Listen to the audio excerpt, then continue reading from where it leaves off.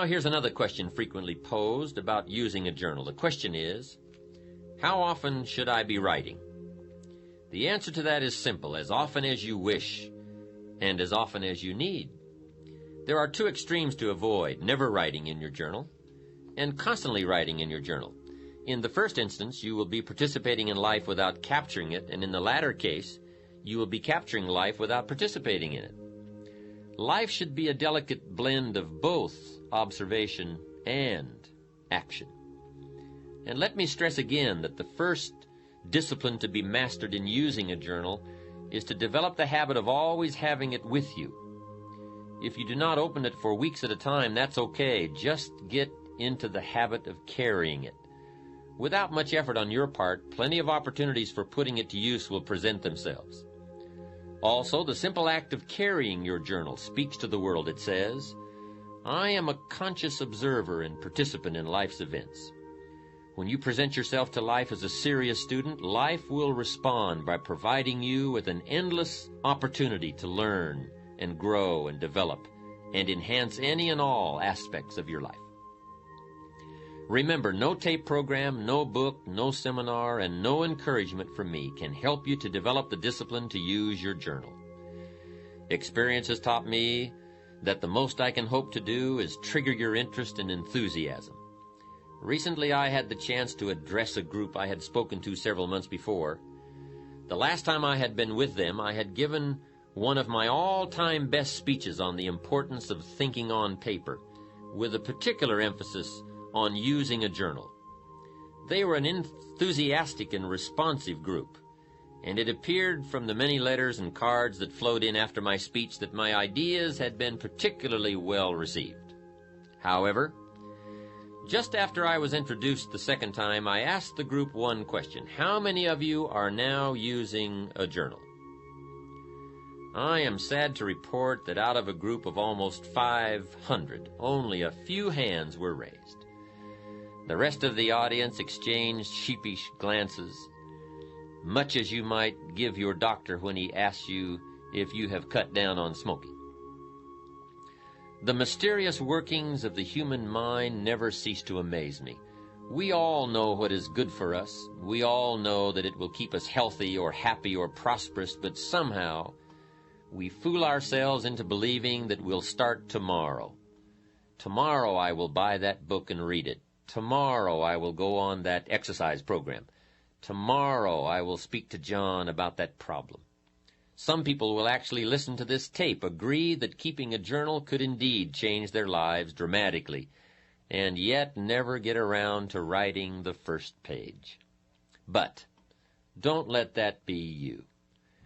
I assure you that by the time you have finished listening to this program, the only thing that will stand between your intent and your accomplishment will be your ability to discipline yourself to get started. And believe me, once you get started, once you make the effort to begin, once you develop the journal habit, you'll be giving your own lectures to friends and associates about its rewards. In the final analysis, whether you decide to start a journal, and still more important, whether you exercise the discipline to use it, the decision and the action must come from inside you. No wise counsel from any source will ever replace the intensity that comes from a personal commitment to excellence. It is often said that reality is the best beginning, and perhaps it might also be the best beginning for your journal. One of the first entries you will want to consider making is a complete account of how it is for you right at this moment in your life. What's got you turned on? What's got you turned off? How is it going at home, at work? Are you happy, frustrated, excited, perplexed, worried, doubtful, or any or all of the above?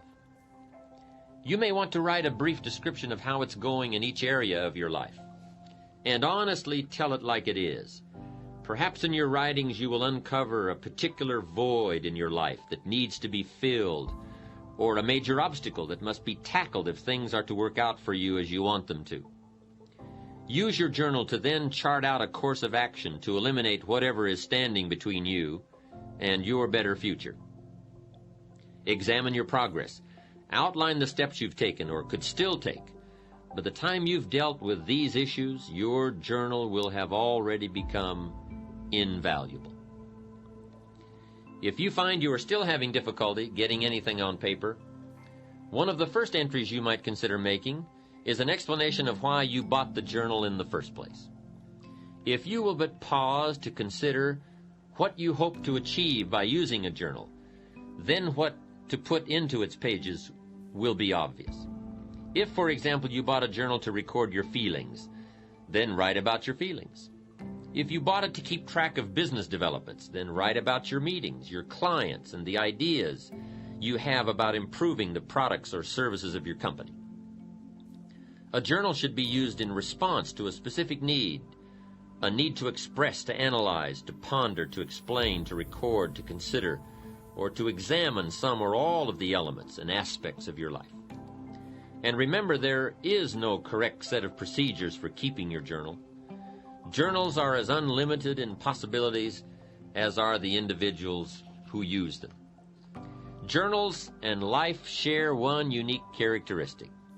Both provide you with a space to fill as you wish. And for those who are not yet sure how they wish to fill life's spaces, a journal offers you a chance to paint mental pictures of the limitless paths you could travel. In a novel, an author places imaginary characters in imaginary circumstances and then predicts their behavior and responses to these events. So be the author of your own life. Create on paper a set of circumstances, then place you in the middle of them.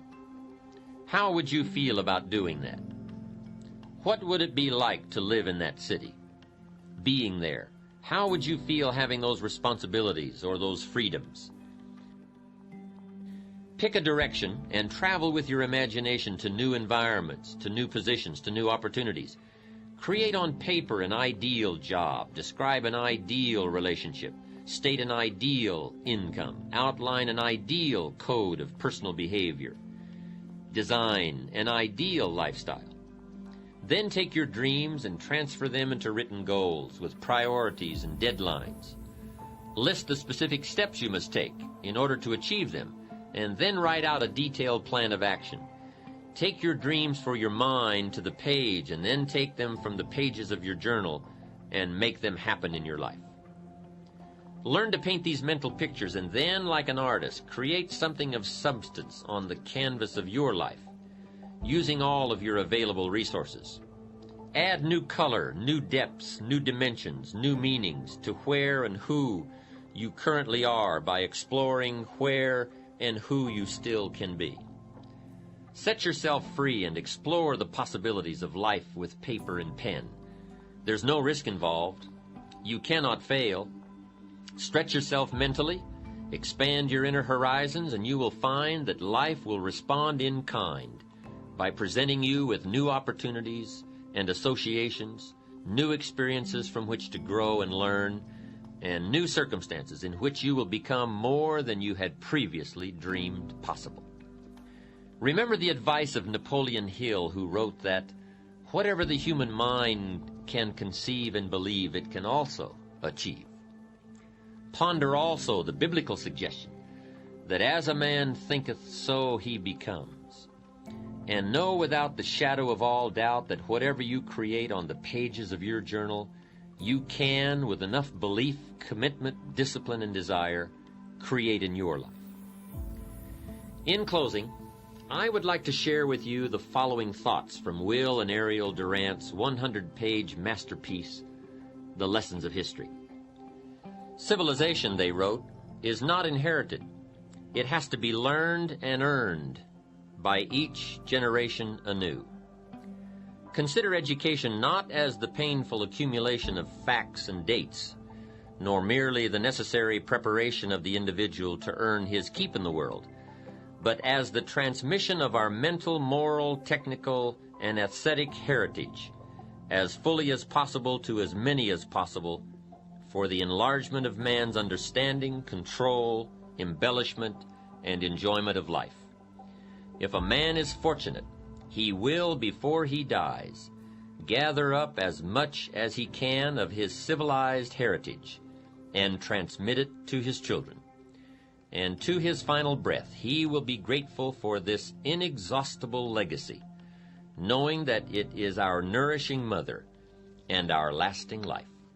Gather up all you can, the hopes, the sorrows, the lessons, the friendships, the achievements, and the disappointments. Gather it all that it may teach you, and in turn that the lessons you have learned may become perhaps part of the legacy that you leave behind for your children and indeed the world at large. Let your journals capture your personal history, and in doing so, they add to the history of all mankind and to our collective heritage. Truly, the most valuable treasure anyone can leave behind is the knowledge they have acquired in their one lifetime. May your life be devoted to becoming all that you can become, and may your journals capture every moment of the adventure.